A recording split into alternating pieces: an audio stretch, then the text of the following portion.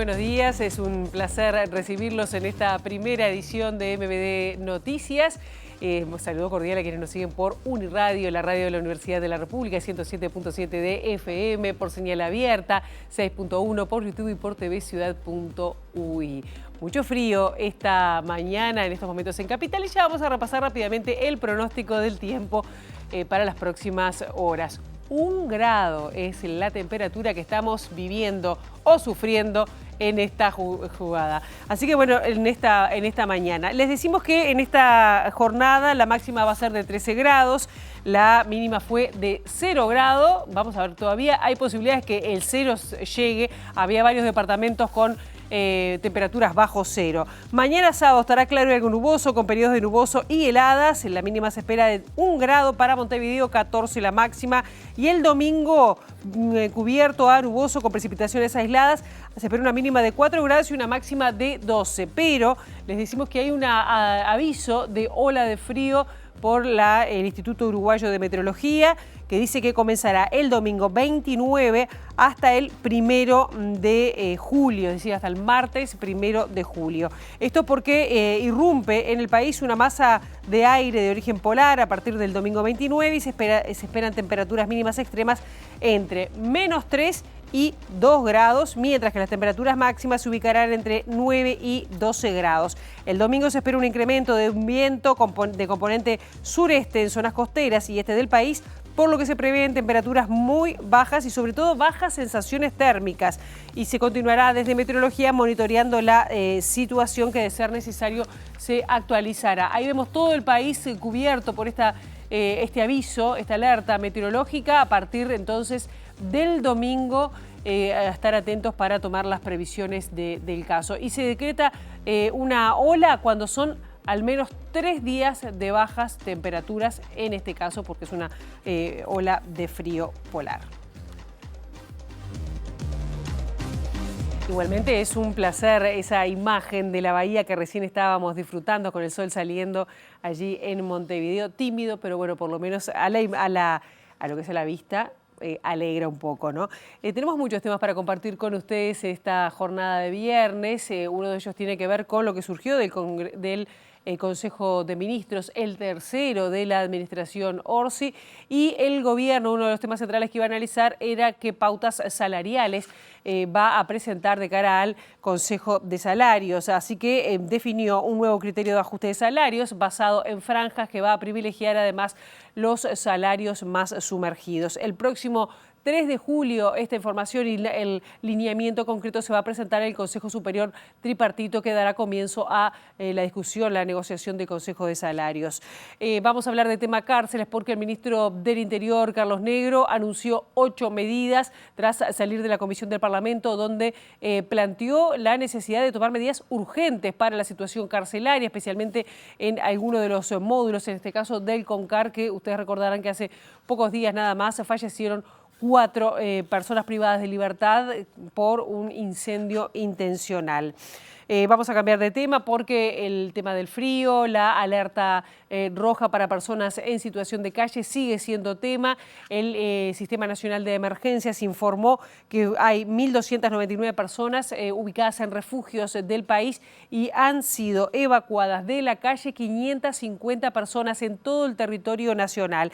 La alerta roja se extendió hasta el martes debido a que se van a mantener las condiciones climáticas adversas de bajas temperaturas. Esto lo anunció el SINAE. También vamos a hablar de cosas que pasaron en Montevideo y se declaró un nuevo ciudadano ilustre de la ciudad, Hilario Pérez, destacado guitarrista profesional de nuestro país. Y bueno, allí estuvimos. Vamos a compartir con ustedes estas imágenes. Hoy es un día muy especial, como siempre, para tener presente, 27 de junio, 52 años del golpe de Estado en Uruguay, para recordar algunas circunstancias, pero sobre todo además cuáles son los impactos que todavía siguen viviendo en nuestro país. Para tener una mirada de largo plazo, estamos invitando a partir de las 8:30 de la mañana al historiador Carlos de Masi para hablar de todo lo que significó para Uruguay y qué sigue significando, qué cosas han quedado pendientes sin resolver. Carlos de Masi, 8:30, será un gusto recibirlo en este estudio. Ahora momento de abrir la ventana hacia las calles de Montevideo para, con datos del Centro de Gestión de Movilidad, ver por dónde circular, por dónde no. Con @IMTránsito, @MBDTransporte para seguir en tiempo real cualquier cambio en la circulación. Les adelantamos algunos cortes que están programados para hoy. Uruguayana entre Sufriategui y Francisco Gómez. El corte será hasta el 31 de agosto por repavimentación, así que mejor tomar para otro lado. Bernardo Echepare entre Tomás Toribio y Alfredo García Morales. El corte será hasta el 11 de julio por trabajos de saneamiento. Y Juan Rodríguez entre José Enrique Rodó y Chaná. El corte será hasta las 5 de la tarde. Si le digo al señor director que me ponga exactamente esta imagen de Montevideo, que si bien es una vía de circulación, el sol se ve ahí despuntando y alegrando la jornada. Casi poeta. Y vamos a comenzar hablando de algunas de las cosas que pasaron en la jornada de ayer, concretamente en la noche de ayer, porque el ministro del Interior, Carlos Negro, hizo una conferencia de prensa tras su comparecencia en la Comisión de Seguimiento del Sistema Carcelario, y Negro planteó la necesidad de alcanzar acuerdos políticos amplios para atender la crisis estructural del sistema carcelario en nuestro país. El secretario de Estado se comprometió a avanzar en la descentralización del Instituto Nacional de Rehabilitación, el INR, que además, según dijo, debería depender del Ministerio de Justicia y Derechos Humanos cuando se cree, pero es parte de una mejora de la gestión de penitenciaria, y anunció además medidas urgentes para atender la situación, algunos de los módulos más críticos que existen en la cárcel de Santiago Vázquez, allí en el CONCAR. Entendiendo que el lugar de las cárceles no debe ser el Ministerio del Interior, entendiendo también que el INR debe pasar a ser un organismo descentralizado, y entendemos también que debería serlo dentro de un Ministerio de Justicia, pero seguramente no dentro del Ministerio del Interior, y en ese sentido dijimos que la preocupación de las cárceles para este ministro está centrada fundamentalmente en la seguridad pública. Este ministerio está preocupado por la incidencia que tiene el hacinamiento carcelario y el trato carcelario en la seguridad pública. El hacinamiento carcelario permite o prohíja que los líderes de las bandas tengan contacto entre sí y puedan llegar incluso a organizarse en bandas más complejas, con organizaciones más grandes, que terminen siendo incluso más peligrosas para la seguridad del país. La primera de las medidas tiene que ver con la descompresión de los módulos 3, 4, 10 y 11 del complejo Santiago Vázquez. Como ustedes saben, este enorme complejo aloja a más de 5.200 personas, es el 30% de la población total privada de libertad, y en estos 4 módulos que acabo de nombrar hay casi 3.500 personas. En este sentido, lo primero que ya comenzamos a hacer en esta semana es el relevamiento de algunas personas que van a ser realojadas interiormente en el complejo Santiago Vázquez y que van a ser también trasladadas a otras unidades que componen el sistema. Además de estos relevamientos y traslados progresivos, vamos a incrementar el personal penitenciario de aquí a fin de año. Desde la oposición reconocen el compromiso de trabajar con todos los sectores para abordar la compleja situación carcelaria. La diputada del Partido Nacional, Patricia Rodríguez, dijo que también destacó que Negro llevó propuestas concretas, pero le exigió que no quede solo en palabras. El ministro vino con un espíritu de compromiso al diálogo, de trabajar en conjunto los temas que atañen a la seguridad, y en este caso obviamente con lo que está pasando con el sistema carcelario, lo cual nos parece obviamente bien y felicitamos esa acción, y lo que obviamente que se le dijo en su momento era que en su momento, cuando se planteó por parte del gobierno la mesa interpartidaria, en realidad no estuvieron tan de acuerdo y la boicotearon, lejos de hacer lo que están haciendo ahora, que es tratar de construir juntos. Después trajo un montón de pautas y bueno, lo que son los proyectos a tener en cuenta por parte del INR, de sus autoridades en torno a los internos y el desarrollo, y bueno, tiene un montón de puntos que me imagino que después él va a desarrollar con ustedes. Y lo que nosotros también dijimos es que no se vaya solo en palabras esto, porque en realidad, si bien el ministro hoy reconoce que esto es de larga data, o sea, ya no lo asocia como hace poquito que lo asoció, por ejemplo, a lo que pasó con el incendio y la lamentable muerte de los internos con la LUC, cuando queda claro que esto de los incendios se vivió peor en el 2010 cuando no había LUC.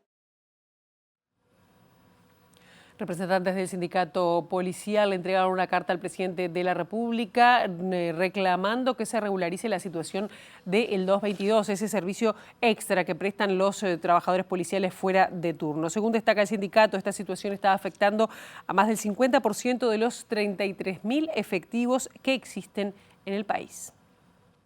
Lo que estamos presentando es una carta por el reclamo del pago incumplido por el servicio 222, el cual ya fue realizado y no tenemos una fecha estipulada. En realidad venimos a ver una respuesta de las razones por qué no se ha realizado el pago del servicio. El año pasado que se viene repitiendo esta situación y en realidad no sabemos el motivo, dado que el ente contratante, si es que no está pagando o cuál es la razón de que no se está efectuando el pago. Y muchas veces el salario es lo que lo permite llegar a fin de mes. Y bueno, indudablemente que también afecta a la salud mental, tanto que se está hablando del tema del suicidio en los funcionarios policiales. Creemos que también es uno de los motivos por los cuales esa incertidumbre se genera, ¿no? ¿Han hablado con el ministro del Interior? ¿Qué ha sido la respuesta? Al momento estamos aguardando la reunión que tenemos la semana que viene, o la otra con el ministro, que ya está fijada. Y bueno, estamos aguardando a ver cuál es la respuesta, de por qué es que no se efectúa el pago. Recién hablábamos cuando arrancábamos este noticiero de la extensión de la alerta roja, por lo menos hasta el martes, en personas en situación que están viviendo, en situación de calle, que están viviendo a la intemperie. Esto ya se resolvió y autoridades aseguraron que desde que se aplicó la medida excepcional ha mejorado la captación de personas en los distintos refugios, aunque detallaron que el miércoles hubo 550 evacuaciones. La ola de frío que comienza el domingo y se va a volver a evaluar el día martes, la próxima ampliación del Instituto Uruguayo de Meteorología va a ser el día martes, determina que hasta el martes a mediodía vamos a continuar. No obstante ello, las reuniones de coordinación y evaluación las vamos a seguir llevando día a día, pero la realidad es que la alerta va a continuar desde esa fecha. ¿Qué nos va a variar de la información? Las acciones que llevamos día a día. Lo a destacar y lo importante fue lo que anunciamos. Cumplimos lo que se había establecido ayer como mejoras, y hoy vamos con la ampliación de estos 2 centros, 120 plazas más. Es importante que mejoramos la captación, por ende lo que se está poniendo a disposición de la población que está en esta situación está siendo bien recibido, aceptado y se están manteniendo en los centros sin ningún tipo de inconvenientes. Así que por eso es que estamos previendo nuevos lugares, porque entendemos que está creciendo la cantidad de personas que estamos captando hacia los centros. Es decir, la cantidad de personas que se mantienen en los centros son más y por eso el número que vamos dando, tanto de los traslados a nivel nacional como de los traslados en móviles policiales en Montevideo, va disminuyendo, pero la cantidad de personas en los centros de evacuado va aumentando. El Centro de Comando Unificado del Ministerio del Interior está usando tecnología, pero también inteligencia artificial para detectar a personas en situación de vulnerabilidad que están expuestas al frío extremo. Esta información es recibida a los móviles, es enviada a los móviles policiales, que luego van a tener que ver en qué situación están efectivamente esas personas para que se coordine una derivación a los centros de evacuación. Esta tecnología se articula en base a la integración de varias tecnologías que tiene el Ministerio del Interior. Los equipos de investigación y desarrollo del Centro de Comando Unificado lo que procuraron fue integrar esto para, en base a la alerta climática debido al frío, procurar personas en situación de calle. Lo que se hizo fue integrar las tecnologías existentes en lo que tiene que ver con analítica de comportamiento.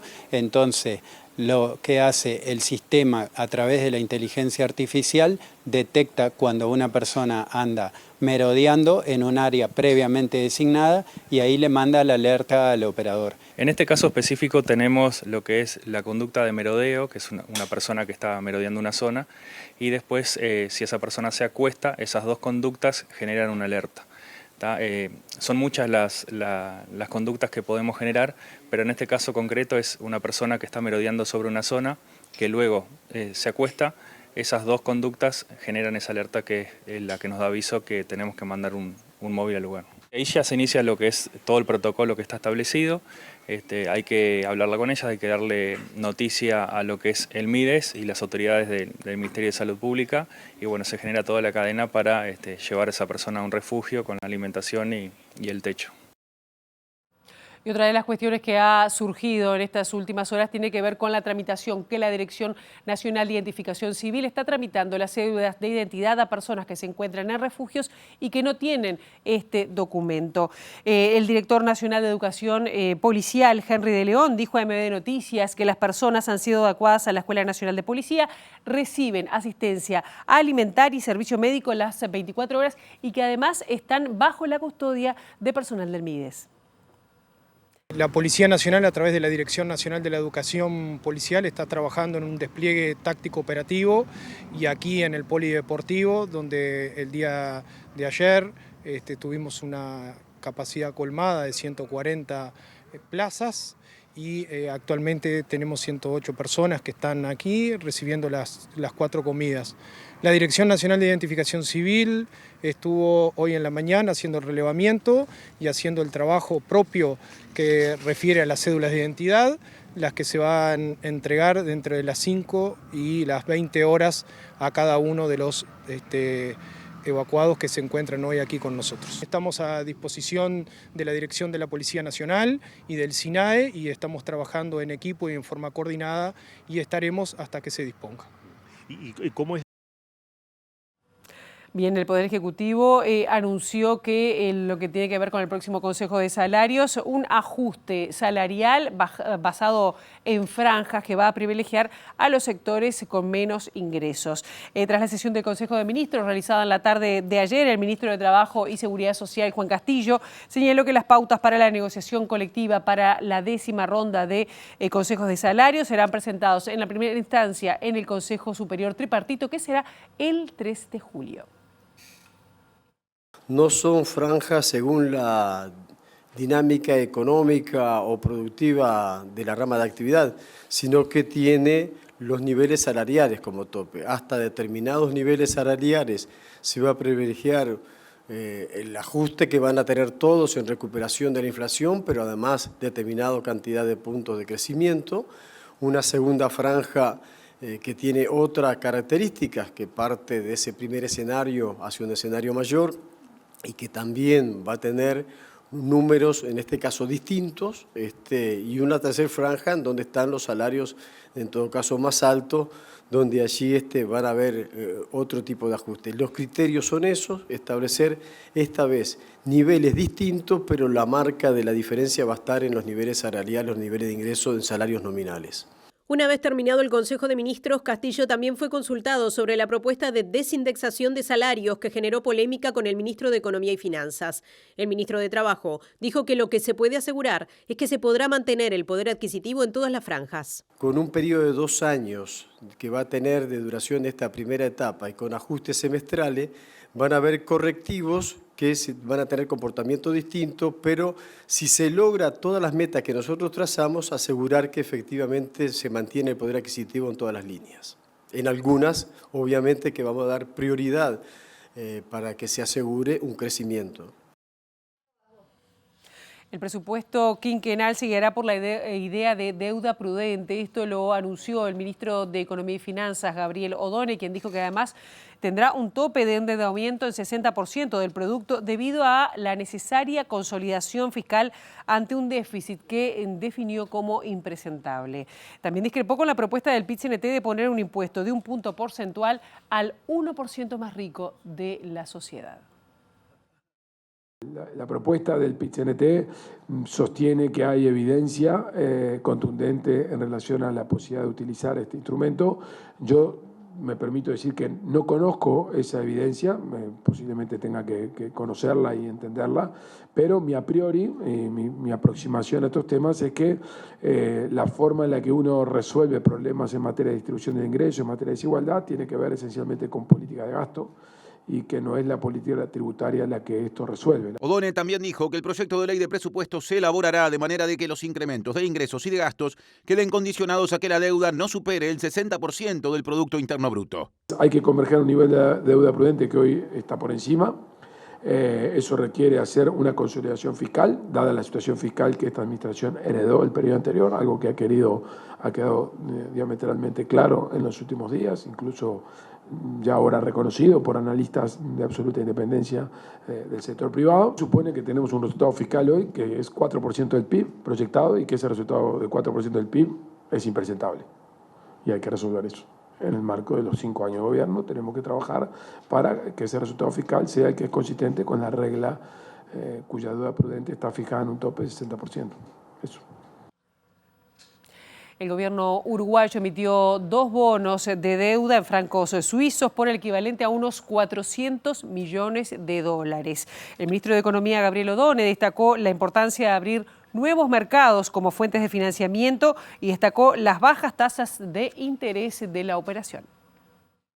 En nuestro nivel de financiamiento hasta el momento tenemos emitidos aproximadamente unos 2.800 millones de dólares a lo largo del 2025. Están compuestos de 900, casi 60 millones de dólares en el mercado doméstico y aproximadamente 1.904 millones de dólares en el mercado internacional. Esos 1.904 millones tienen que ver con los 400 que hoy emitió Uruguay en el mercado suizo, 400 millones de dólares, y se suman a los 1.500 que aproximadamente Uruguay había emitido ya por la administración anterior en febrero pasado. Lo que confirma es la confianza de los mercados y la continuidad de la visión positiva que hay sobre la institucionalidad uruguaya y en particular sobre el despliegue de políticas públicas que la nueva administración está desplegando. Nosotros, como yo les señalaba, estamos muy contentos, en primer lugar porque esto nos abre una nueva fuente de financiamiento. Piensen que no es frecuente que en el mercado suizo los países latinoamericanos estén. De hecho, la última emisión que había tenido lugar de un país latinoamericano había sido Argentina en 2017 y la anterior había sido México en el 2005. Hoy no hay ninguna, pues esas 2 operaciones ya vencieron, o sea, no hay ningún país latinoamericano que haya tenido, que mantenga una emisión hecha en francos suizos. Y seguimos hablando de economía porque la Comisión de Promoción y Defensa de la Competencia del Ministerio de Economía y Finanzas pasará a una segunda evaluación si hay una eventual concentración económica en la operación de compra de 3 frigoríficos planteada por el Grupo Minerva. En la resolución publicada en las últimas horas se establece que la documentación presentada por las partes reviste la calidad de correcta y completa. El Grupo Minerva solicitó autorización para la adquisición del 100% de las acciones de 3 establecimientos: Frigorífico Colonia, Frigorífico Marfrig de San José y Frigorífico La Caballada de Salto, cuya razón social es Credinor Sociedad Anónima, sujeto a una propuesta de remedio estructural por el cual venderá simultáneamente el establecimiento de Colonia a otra empresa y se compromete a vender la planta de San José a un tercero dentro del plazo máximo de 24 meses desde el cierre de la operación, reteniendo así a mediano plazo únicamente la planta de Salto. En los considerandos de la resolución, la Comisión señala que la operación de concentración económica que se analiza se da entre 2 grupos económicos del sector cárnico que comercializan carne vacuna, principalmente en los mercados de exportación, y que poseen múltiples plantas de faena de ganado bovino en Uruguay.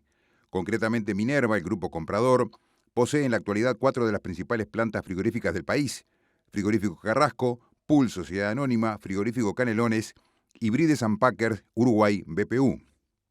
El grupo Minerva tiene previsto vender el frigorífico Colonia al grupo indio Ayana, y sobre eso el dictamen de la comisión destaca que si bien el ingreso de un nuevo operador como Ayana podría representar un nuevo elemento de presión competitiva en el mercado para el suministro de ganado bovino para faena, se debe evaluar en profundidad el impacto de la operativa del grupo indio en la competencia, considerando su plan de negocios para establecimientos Colonia, su real independencia de otros participantes en el mercado y sus capacidades comerciales, operativas y financieras, entre otros aspectos.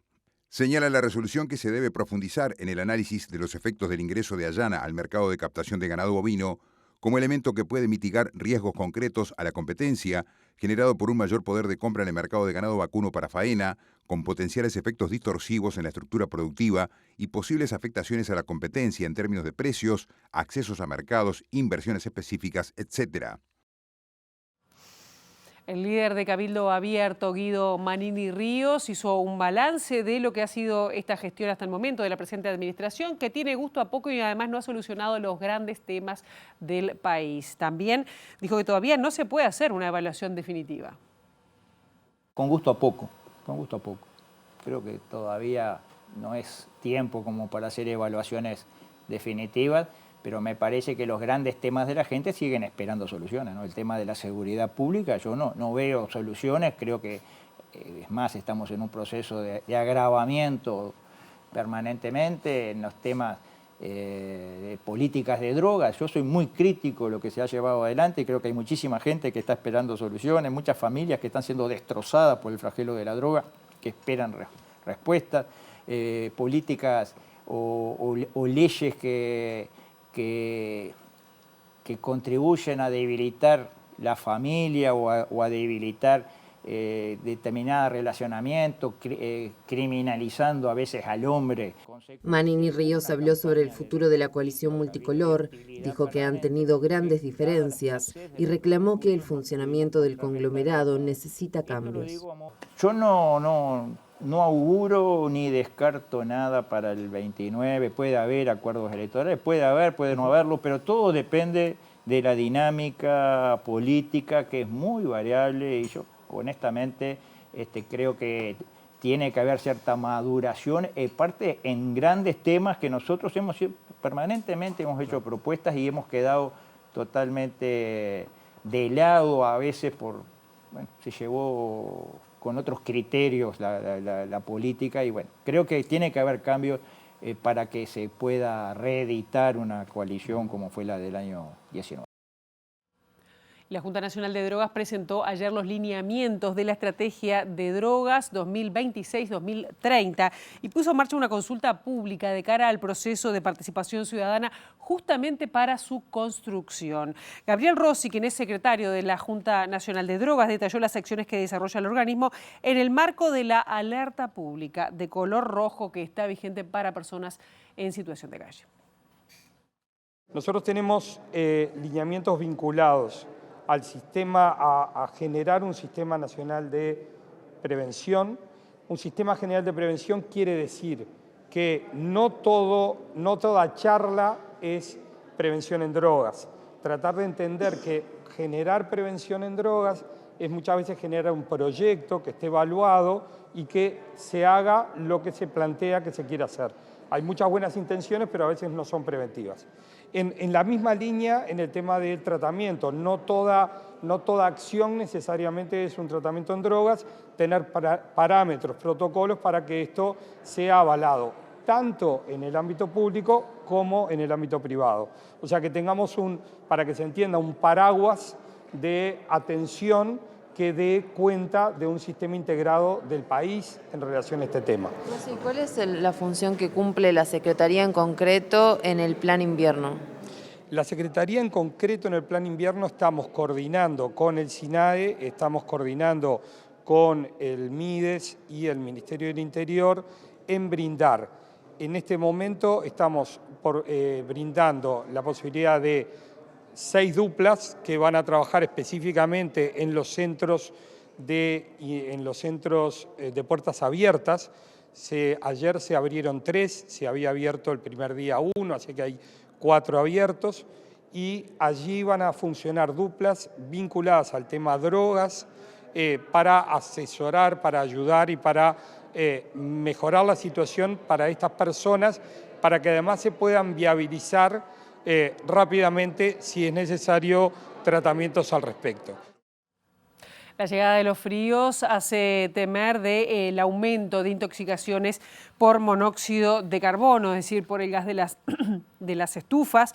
Y justamente por este tema, la Unidad Académica de Toxicología emitió un comunicado con recomendaciones para prevenir intoxicaciones por este tema. Dentro de ese departamento del Hospital de Clínicas se alerta por el incremento de estas intoxicaciones provocadas por diversos métodos de calefacción para combatir el frío. Se recomienda ventilar todos los ambientes de la vivienda al menos una vez al día, incluso en los días fríos.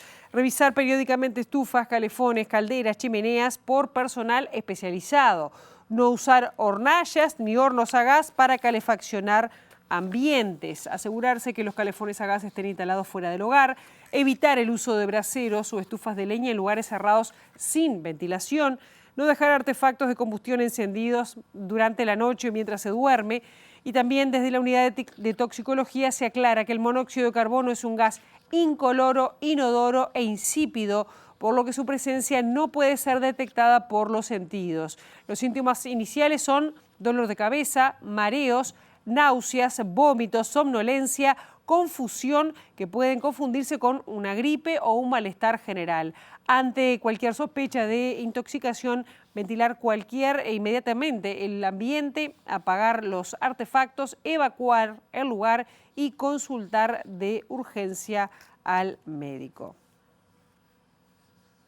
Y como decíamos ya desde hace algunos días, pero está bueno volver a reiterar una nota que hicimos respecto a lo que tiene que ver con la semana de vacaciones de invierno, que la ANEP asegura que se va a mantener el servicio alimentario en las escuelas, también para estudiantes de secundaria y de educación técnico profesional, la ex-UTU, a través del programa de educación escolar en diversos centros educativos del país. El horario del almuerzo será entre las 11:30 y las 13 horas y las sedes se determinarán en cada departamento.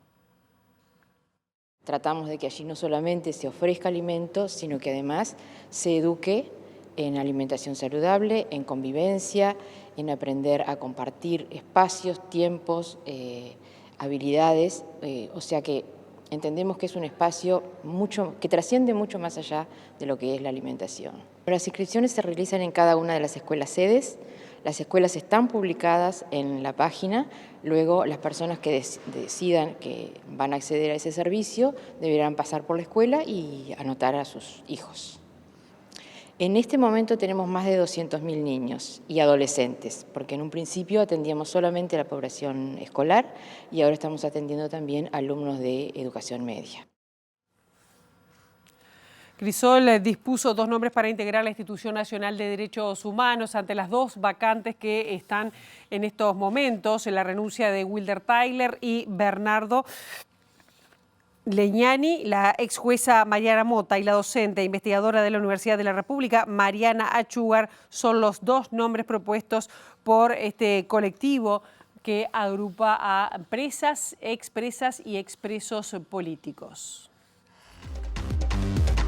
Y en este segundo bloque de MD Noticias estamos recibiendo con muchísimo gusto a Carlos De Masi, profesor de historia, historiador, bueno, puedo decir muchísimas cosas, pero siempre buenas. Ha seguido, siempre buenas, ¿no? Exactamente. Pero De Masi, usted es una referencia, pero sobre todo, a pesar de que no sigue dando clases, pero sigue siendo referencia. Bueno, a ver, regularmente no estoy dando clases, pero, digamos, sigo en actividad. O sea, puedo elegir los cursos que quiero dar, puedo elegir los temas. Hermoso. Cursos cortos. Me divierto. Bueno, me parece muy bien, época de disfrutar y que la gente aproveche también su conocimiento. Y hoy es un día que, bueno, estamos a 52 días del golpe de Estado, ¿no? 52 años del golpe de Estado, vamos a decirlo bien. Y siempre es buen momento para recordar lo que pasó, lo que se gestó, porque a veces da la sensación de que se está construyendo un nuevo relato, que vamos a hablar enseguida nada más. ¿Qué puede destacar en la previa, ¿no? Porque fue un golpe a plazos? Sí, fue un golpe en tramos. Esa es una de las cosas, las peculiaridades del golpe de Estado en Uruguay, y es que no es, digamos, nosotros no tenemos un helicóptero que se lleva a la presidenta o los tanques bajando por la avenida rumbo a la Casa de Gobierno como en Brasil, o los aviones bombardeando la Casa de Gobierno como en Santiago. Acá tenemos un golpe en tramos, digamos, en partes. Una parte en febrero, una parte en junio y una parte en diciembre, donde, digamos, cuando se instala el Consejo de Estado propiamente se crea una nueva institucionalidad, se completa, digamos, esa nueva institucionalidad y a partir de allí sí uno puede decir, bueno, claramente estamos en dictadura. Esa zona difusa de la dictadura nos lleva a, por ejemplo, empezar a ver que cuando uno empieza a mirar los antecedentes del golpe de Estado, siempre termina arrancando desde el año 68, que muchos dicen, no, había democracia plena. No, en el año 68 ya había problemas que terminan desembocando en 1973 con el golpe de Estado. ¿Y cuáles son esos problemas centrales que usted identifica? Bueno, el primer problema que uno señala en el año 68 es que la vigencia de la Constitución queda prácticamente suspendida. En junio del 68 se establecieron medidas prontas de seguridad y prácticamente no se levantaron. Si bien es cierto que, digamos, en algunos tramos entre marzo, abril y junio de 1969 las medidas de seguridad represivas no estaban vigentes, en realidad la represión seguía igual que antes, solo que sin las medidas se reimplantaron en junio del 69 y ya no se sabe cuándo se levantaron, prácticamente, porque ya se pegan con la dictadura y se unen con la Ley de Seguridad del Estado y con todas esas medidas que después se aplicaron todavía por el Parlamento y que después se aplicó. Eso le iba a decir, con la anuencia del Parlamento. Sí, esa es otra de las cosas que es interesante, es decir, el Parlamento no estuvo a la altura, no, digamos, uno comparaba, y eso lo hizo un poco implícitamente el semanario Marcha, que en julio de 1973 publicó en Cuadernos de Marcha el debate de la madrugada del 31 de marzo de 1933. ¿Qué había hecho el Parlamento el 31 de marzo de 1933? Previo al golpe de Gabriel Terra, exactamente. Y esa sesión había empezado el 30 de marzo a las 10 de la noche, terminó el 31 de marzo como a las 6 de la mañana, y fue una sesión activa. Allí había, allí el Parlamento se enfrentó a Terra y levantó las medidas de seguridad, lo cual determinó que Terra diera el golpe de Estado. Bueno, ese Parlamento no tiene nada que ver con este. El Parlamento, fíjate que la sesión final del Parlamento, esa que está grabada, que tiene esos discursos tan buenos, además que después resultaron tan consecuentes, Ferreira Aldunate, Enrique Rodríguez, exactamente, toda esa gente, prácticamente hubo que llamar a un senador que estaba con gripe para que se sentara para completar el quórum. Había senadores, había representantes que estaban en el Parlamento y no fueron, no se presentaron, no asistieron a la reunión, ni siquiera fue una reunión de la Asamblea General, fue una reunión del Senado con quórum mínimo. Cuando uno ve que Ferreira Aldunate termina su discurso, golpea en la mesa, se levanta y se va, en ese momento la sesión quedó sin quórum. Si hubiera habido que votar algo, se terminaba la sesión. Es decir, ahí en este Parlamento no solo que votó todas esas leyes, sino que además en el momento de que se produce el golpe, el Parlamento prácticamente desapareció. Quedaron parlamentarios, no el Parlamento. También como antecedente estamos hablando del desafuero de Erro, ¿no? Claro, esa era la previa de esto, que fue un episodio que está un poco olvidado, que me parece que conviene recordarlo porque tensó al máximo las relaciones entre los militares y un sector de la política y que es el antecedente inmediato del golpe de Estado. Los militares querían que el Senado votara el desafuero del senador Erro para juzgarlo por la justicia militar. Los fundamentos para la decisión eran muy relevantes, pero los legisladores se dieron cuenta de que en realidad el problema no era Erro, sino que si cae Erro después empezaban a venir solicitudes de desafuero de todos los demás y que había que cortar eso de alguna manera. Bueno, hubo un largo debate y fíjate que el 20 de junio, una semana antes del golpe, el desafuero de Erro es descartado por un voto de diferencia. O sea, que no es que la clase política dijo, no, estamos defendiendo la democracia, no podemos aceptar esto. No, había casi la mitad de la Cámara de Diputados estaba dispuesta a aceptar el juicio político a Erro. Lo cual muestra también dos cosas. Por un lado, digamos, la dificultad que le costó a ese Parlamento poder enfrentar el autoritarismo y por otro lado, lo importante que era para el Poder Ejecutivo de la época conseguir ese punto porque una semana después prácticamente se produce el golpe. Claro, un golpe que se produce en junio cuando ya estaban presos todos los cabecillos, las cabecillas de la guerrilla. De hecho, permitime que te interrumpa, pero en octubre de 1972 las Fuerzas Armadas habían publicado un informe, se llama 7 meses de lucha antisubversiva, donde prácticamente muestran que el MLN está desmantelado. No lo dicen en ningún momento, hemos desmantelado el MLN, pero uno dice, bueno, hay 2000 y pico de detenidos, hay unas decenas de fugados, hay unas decenas de muertos, no te puede quedar nada del MLN. Hay un informe sobre cuáles son los arsenales que se capturaron, los lugares de refugio que cayeron en poder de las Fuerzas Armadas, es decir, del MLN prácticamente operativo ya no está. Desde octubre del 72, el golpe es en junio del 73. Claro, de todos modos, hay un relato que, bueno, que choca, ¿no? Ahí porque dicen, bueno, los militares vinieron, digo, algunos dicen, bueno, atacar, digo, venían a defender la patria de la guerrilla, cuando la guerrilla ya estaba el tema de encerrada, ubicada, y los que estaban afuera. Dos usos, digamos, narrativos, de relato. Que se extienden hasta hoy. Exactamente, que incluso algunos han surgido, porque en aquella época nadie los hubiera dicho. La idea de que el golpe se debió a los Tupamaros, ahora está, en un principio era porque estaban los Tupamaros, después la narrativa se corrigió un poquito, decía, los Tupamaros tuvieron el efecto de que los militares salieran de los cuarteles y eso ya despertó a la fiera. No, en otros lugares los militares han salido a reprimir esto y han vuelto a los cuarteles sin ningún problema. Y acá pasó eso, no tienen que ver las dos cosas. Y la otra es la CNT, la izquierda, el Frente Amplio, el Partido Comunista, todos aquellos que la izquierda, que era en aquel momento el 18% del total del electorado y el 18% del Parlamento, parece que tenía tanto poder como para desestabilizar de tal forma la situación que el otro 82% no podía, digamos, hacer nada para impedirlo, lo cual, digamos, suena excusa, ¿no? Sobre todo porque, digamos, uno no veía esas explicaciones en aquel momento. Tampoco veía esas explicaciones, y esto es interesante, en 1985.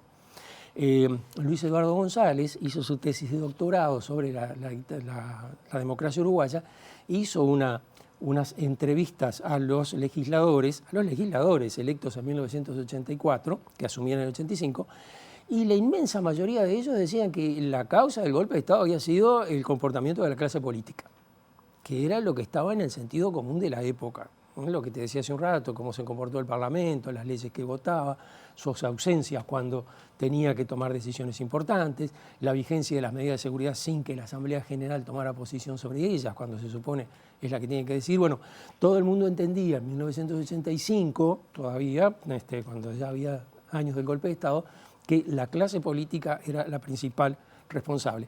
Y esto tiene respaldo teórico, tiene respaldo académico. Juan Lins, un teórico, fue profesor de Luis Eduardo González en la Universidad de Yale, es español, y Juan Lins decía, cuando se produce un golpe de Estado, la principal responsable es la clase política. El comportamiento de los partidos políticos es lo que provoca de forma más directa el golpe de Estado, lo cual es razonable, porque después de todo el golpe de Estado es un fenómeno político, no es un fenómeno ni social ni policial. Pero, digamos, esos relatos cambian un poco esa configuración del pasado. Claro, y ahora tampoco a veces hay un mea culpa y surgen nuevos relatos con el riesgo, porque se ve también en la región o en el continente de una vuelta de ola de la derecha, parece que sucesión de estados de golpes o dictatoriales. Claro, por lo menos estados autoritarios. Aún electos. Exacto, una situación como la que se vio acá entre el 68 y el 73, es decir, digamos, es una democracia que funcionan los mecanismos electorales, etcétera, pero en la práctica la vigencia de la Constitución en la parte garantista no funciona. Allí hay, digamos, cosas así que son, no hubo, como tú decías, un mea culpa, no lo hubo. Además, no solo no hubo mea culpa, pero en cambio, quienes parecen tener la mayor cuota de responsabilidad, por gran mayoría, le reclaman un mea culpa los que no tienen. Hay allí, además, un uso bastante poco, digamos, poco académico, por ser fino, de un editorial de Carlos Quijano de febrero de 1973, donde Quijano advierte, digamos, los peligros de un golpe de Estado militar y los peligros que encerraba la situación de febrero, contra la opinión digamos, que terminó al final siendo la del Frente Amplio, de abrir una expectativa, en algún caso incluso las editoriales del Partido Comunista están publicados en el cuaderno de marcha, dicen, bueno, con los militares podemos entendernos, etcétera, etcétera. Bueno, el cuaderno de marcha no publicó el editorial del País, ni el editorial del diario Acción, que dirigía Jorge Valle y el doctor Sanguinetti, ni el diario La Mañana. Es decir, no publicaron lo que decía el resto de la prensa. El resto de la prensa hacía lo mismo. El resto de la prensa decía lo mismo. Y le quería preguntar porque, digo, dentro de esos nuevos relatos que se instalan, ¿no? Que algunos surgieron en el 85, otros siguen surgiendo, no puedo dejar de pasar de vista lo que pasó en el 2022, que se elimina la palabra terrorismo de los manuales de educación en nuestro país. Creo que luego fue cambiado eso. Sí. Fue un poco cambiado. Fue un poco cambiado. Bueno, sí. Y además en la bibliografía, porque yo le iba a preguntar, ¿dónde uno se puede informar de eso? Sobre todo a gente que está estudiando, que también ahí uno de los episodios más claros fue cuando se elimina parte de la bibliografía, que lo tiene usted como fue uno de los protagonistas. El honor de eliminarlo, ¿no? De exactamente, la currícula, de singularizarme de esa manera. Sí, ese fue un episodio, digamos, no porque me hubieran eliminado de la bibliografía, eso es importante, es decir, los profesores leen aquellos libros que consideran les sirven para manejarse en su clase, y eso lo decide cada profesor, es la autonomía docente. Es la libertad de cátedra. Que un libro esté o no esté en la bibliografía es irrelevante. Si el profesor lo quiere utilizar como base para su clase, lo va a usar. E incluso es particularmente peligroso que el libro esté, peligroso para el autor del libro, ¿no? Claro. Que esté así como diciendo, este es el libro que hay que manejar, porque puede ser utilizado justamente en la clase para hacer una lectura crítica del libro. En vez de quedar allí en un montón y decir, bueno, vamos a leer lo que dice este libro y empezar a hacer una lectura crítica, digamos, que es más serio, importante, digamos, para el libro, que dejarlo así nomás pasar como si tal cosa. Pero allí, sobre todo, lo que mostraba era el gesto represivo, es decir, la intención de volcar, digamos, lo que se vio, y digamos, pareció que era cierto, porque después se corrigió, una intención de volcar una determinada mirada sobre el relato. Como tú decías, desaparecía el terrorismo de Estado. El terrorismo aparecía vinculado con la guerrilla y la represión. Y no, el terrorismo de Estado es la represión, no es la guerrilla. No confundamos las cosas. Digamos, la idea de que había sido una dictadura militar, cuando en realidad la participación civil fue muy relevante en el golpe de Estado. Bueno, el golpe de Estado, de hecho, lo da Bordaberry, que es un civil. Digamos, entonces, toda esa mirada como diciendo, bueno, acá, digamos, lo que tenemos es una sociedad que vivía feliz, entonces se produce un movimiento terrorista de carácter guerrillero, generó la reacción de otro terrorismo de carácter estatal, como si fuera igual, y el resultado es el golpe de Estado. No, eso es imposible, eso no puede funcionar. ¿Se volvió a esos términos? ¿Se volvió a recuperar? Bueno, con esto en 30 segundos, porque tenemos que cerrar. En 30 segundos, parcialmente. Es decir, si bien es cierto que en la enumeración del programa el terrorismo de Estado desapareció, entre las tareas, entre los conceptos a manejar, apareció terrorismo de Estado. Aquí, muy gracioso, el País de Madrid le dedicó un artículo a esto y dice, el gobierno, la autoridad de la educación en Uruguay impide llamarle terrorismo de Estado al terrorismo de Estado. Es el titular de la noticia. Es decir, el terrorismo de Estado existe, bueno, está allí. La bibliografía se recompuso, entró algún libro mío, nada de lo que tenía que ver con la dictadura, permanecieron los libros que habían incorporado, particularmente el libro del doctor Sanguinetti, que parecía haber sido, digamos, lo que estaba en la intención de incorporar en todo este manejo. Y bueno, y la situación quedó así hasta que entraron las nuevas autoridades. Y ¿Se habló con Chirichi para ver si se restablece y se cambia eso? Bueno, tal vez, podría ser un buen momento. Carlos De Masi, gracias por estar. Bueno, un gusto estar aquí. Muchas gracias por la invitación. Por favor, vamos ahora a tomar contacto con nuestra compañera Abril Mederos, que trae información desde exteriores. Abril, buenos días, bienvenida. Gracias, Pilar. Buen día. Sí, hay un reclamo por parte de los estudiantes universitarios a razón de la situación que están viviendo los comedores de bienestar universitario de la Universidad de la República. Y para hablar sobre esto estamos con dos de las delegadas de la FEU, Lucía y Maite, a quien ya saludamos. Bueno, Lucía, ¿cuál es la situación que se produjo esta semana y que motivó estas protestas? Bien, lo que pasó fue que el lunes a nosotros nos avisaron a las 6 de la tarde que el servicio de cena del comedor número 2, que es el único comedor que en este momento está funcionando, no iba a ocurrir, que se suspendía por una falta de funcionarios. Y los reclamos salen en realidad a partir de que esta es una situación que se ha dado intermitente, o sea, de manera como a veces sí, a veces no, y que llega un punto como, o sea, nos preocupa bastante desde hace años. El comedor 1 está cerrado hace 5 años y los estudiantes todos los días cuando se levantan no tienen la seguridad de si a la cena van a tener o no comida, que es algo como fundamental. Entonces el reclamo sale un poco por ahí. Tenemos por un lado un comedor cerrado y por otro lado el comedor número 2 que atiende aproximadamente a unos 200 estudiantes. ¿Cuál es la situación? ¿Qué tan habitualmente se da que se suspendan estas cenas y situaciones similares? Y es bastante habitual, más habitual de lo que debería. En realidad el servicio de la cena no debería suspenderse nunca y últimamente se está dando cada 2 semanas, una vez por semana a veces. Y si bien a lo largo del tiempo no es tanto, si contás el hecho de que hay personas que se quedan sin comer, es bastante preocupante. Pasa que el comedor 2 hay una falta de funcionarios para atender todas las necesidades que tienen que haber y a los estudiantes eso los termina perjudicando. ¿Cuál es el reclamo que hace la FEU frente a esta situación? Primero y principal, pensar en un sistema de suplencias. No puede ser que por falta de funcionarios estudiantes se queden sin comer cuando la universidad se comprometió a darles ese plato de comida. Segundo, extender el horario del comedor. El comedor cierra a las 10 de la tarde actualmente y hay clases en la universidad que terminan o a las 10 o incluso más tarde. No tiene sentido que el comedor universitario no contemple los horarios de la misma universidad.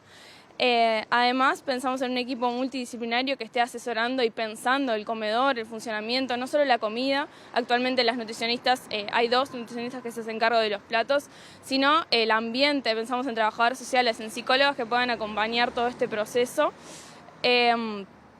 Y por último, que se llenen los carros vacantes. La tarea de preparación de la comida más o menos requiere unas 22 personas trabajando. El comedor cierra porque no llegaban a 8 y los funcionarios nos dicen que normalmente son 9, 10, 11 y que se han intentado tapar, digamos, con pasantes que hacen menos horas, que están menos rato y que no resuelven el problema de fondo que es la necesidad de más presupuesto para poder contratar funcionarios que puedan hacer la tarea y que hagan la comida con amor, porque los estudiantes nos merecemos una comida digna, nutritiva, que nos permita ser estudiantes universitarios. Muchísimas gracias. Le agradecemos la palabra a Maite y a Lucía respecto a este tema que forma parte de las reivindicaciones que han hecho los estudiantes desde la FEU de cara a la elección de rectorado, hay que recordarlo también. Volvemos a estudios. Muchísimas gracias, Abril. Nosotros hasta aquí llegamos con esta primera edición. Quedan en compañía de Ciudad Viva. El domingo nos espera, la actualización informativa antes a las 13, 18:55, a las 19 el domingo y nosotros el lunes a las 8. Pasen muy bien, buen fin de semana.